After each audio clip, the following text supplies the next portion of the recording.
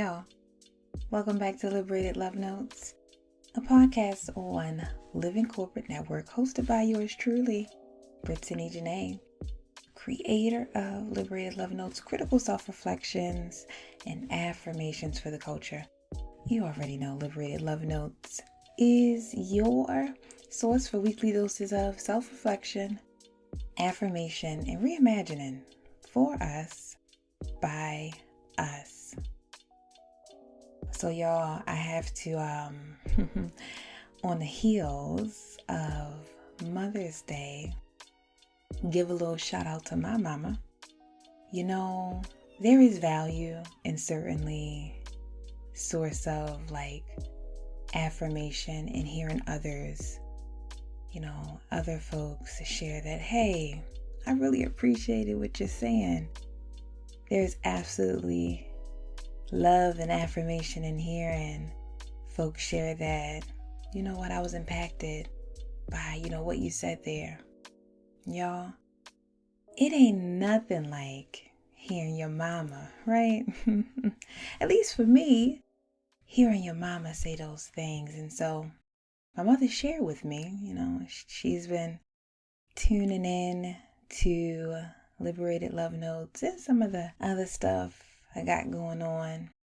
And she shared, Britt, you've really been helping me notice those things that I'm familiar with and that I experience, but didn't necessarily know was a thing, right? She shared that there was something affirming, right? Something affirming about knowing that the things that she felt or have been feeling about some of the narratives and all of the stuff that we internalize as the norm didn't feel right. But these are actually things, systems, white supremacy culture, anti-blackness, internalized capitalism. Y'all, this work is so much beyond the workplace. It made me smile, y'all. It made me smile full. It made me smile, made me feel full when my mama shared that. And it further affirmed for me, this is the reflections, right? I feel like I'm always in this posture of wondering and curiosity. And this has less to do with how I want to show up in my work and more to do with me really trying to or striving to experience freedom, whatever that looks like, feels like, right? When I think about my identities, this is about liberating myself so that I can raise liberated kids. This is about sharing all that I know so that we can collectively be liberated mamas and fathers and grandparents, right? This is about, all the work that we can do as a collective to reimagine in community so that we aren't necessarily internalizing the norm as all that we deserve or can be. I just wanted to share that because it hit different when your mama's I'm starting to think about things differently. I appreciate you, Mom. I do want to offer that in as much as I share my reflections, I don't strive to speak on any of this from a voice of authority or having it all together, y'all. Nah, I'm literally on my own intrapersonal reckoning, which is where a lot of these reflections and the like come from. None of what I'm suggesting is finite, right? None of what I'm suggesting is absolute. None of what I reflect on is about giving y'all a right or wrong perspective, any more than it is an invitation to wonder, an invitation to notice, an invitation to consider something different. And so last episode, if y'all were rocking with me, we affirmed that we are not our work. I affirmed that I am not my work. We named and rejected the ways in which internalized capitalism, internalized colonialism, anti-blackness can show up in how we understand worthiness, in the ways in which we conflate what we do with who we are. And that's a narrative that I am unlearning, right? I'm unlearning the narrative that I am my work or that my work is my worth. Nah, I am not my work. My worth is not solely in my work. In fact, I am inherently worthy and there are no prerequisites.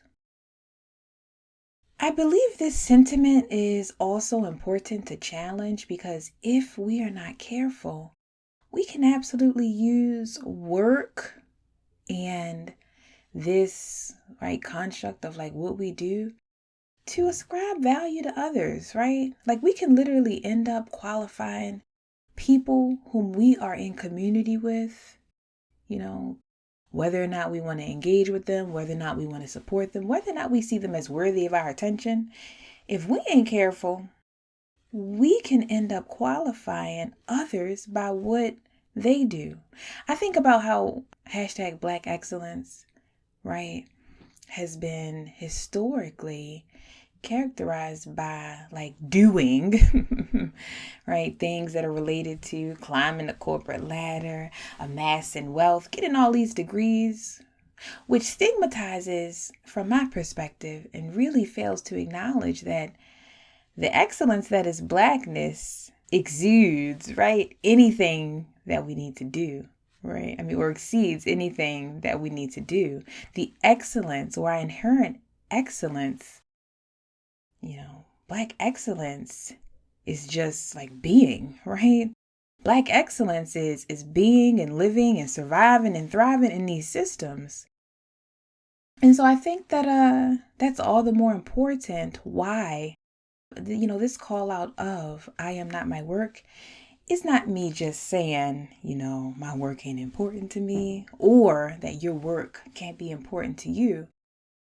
Really, this is just my declaration that in a system that only sees us for what we do, it is absolutely resistance to affirm that it is not all that makes us who we are.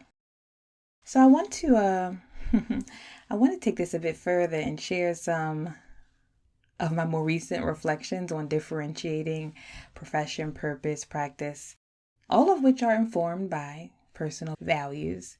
I've been thinking about this phrase, or two phrases rather. If you love what you do, it won't feel like work. Or if it's your purpose, you'll do it for free. Both of which are super, super, super, super well intentioned. And I also think it's worth thinking critically about how we use those phrases, right? I think about the first one. If you love what you do, it won't feel like work. Now, y'all, let me just be real. I absolutely love my job, right? I love shifting perspective. I love facilitating spaces where folks leave with aha moments. I love taking complex topics and, having people walk away, being able to apply it to their lives in practical ways. I love knowing that I am contributing to the very necessary harm reduction work that is required in order for Black folks to exist in their workplaces.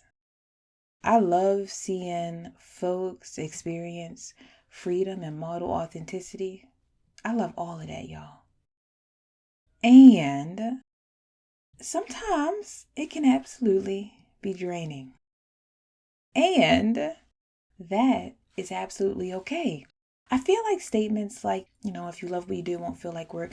I feel like if we're not careful, they can lead us down this path of guilt, maybe even shame when we need a break from work, right? I think they can even lead us to disregarding our own personal well-being in the name of loving what I do, right? And so when you feel like you need a break or need to pause and step away, you now second guessing if you are actually committed. No. Because, and I affirm this, right? I can love what I do. I can be engaged in purposeful work and still be boundaries AF, right?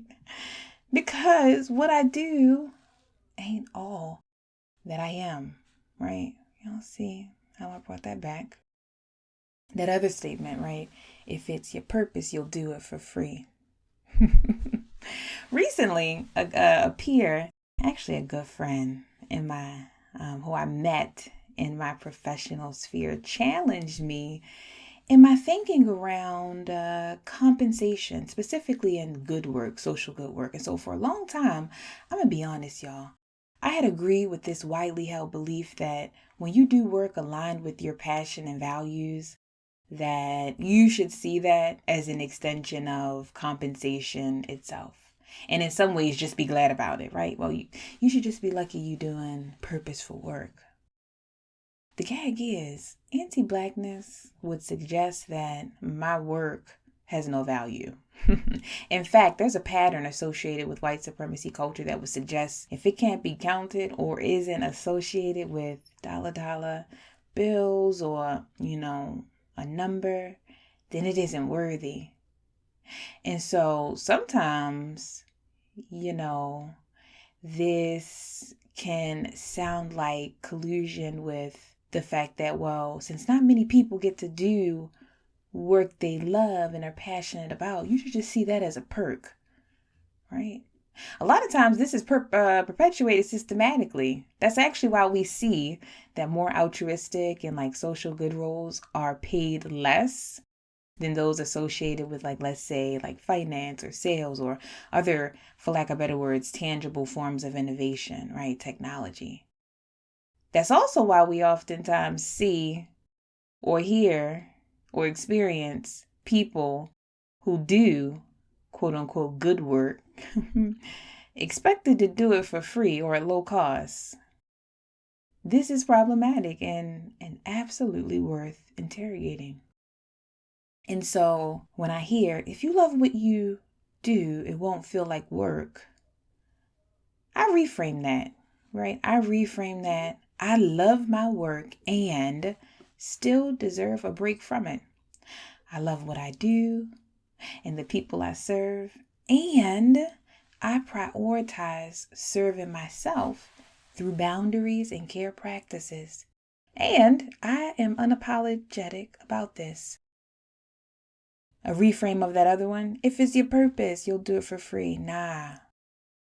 When I walk in my purpose, my impact is invaluable.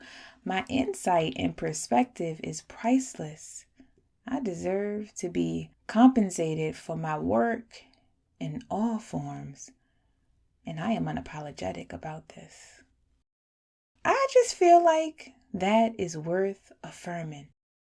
Nah, if it's your purpose, you'll do it for free. When I walk in my purpose, my impact is invaluable. My insight and perspective is priceless. I deserve to be compensated for my work in all forms. I just want to make clear, in as much as we are not our work, y'all, we absolutely deserve to be compensated for it.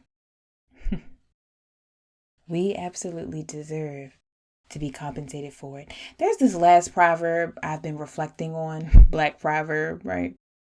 And I haven't come to any resolve on it, y'all. But I've been thinking about, we all learned it. In this white supremacist patriarchal system, especially as a Black woman, but Black people more broadly know that we need to and have been learned or taught that we need to work twice as hard, right? I've been thinking about that. I need to work twice as hard. Now that's real. In this system, right?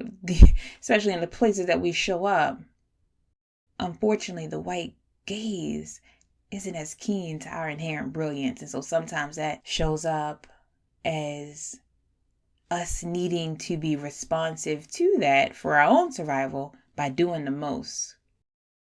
And something about me or something about that I've been sitting with lately, right? I get it. Some days I will absolutely need to or feel compelled to work twice as hard, right?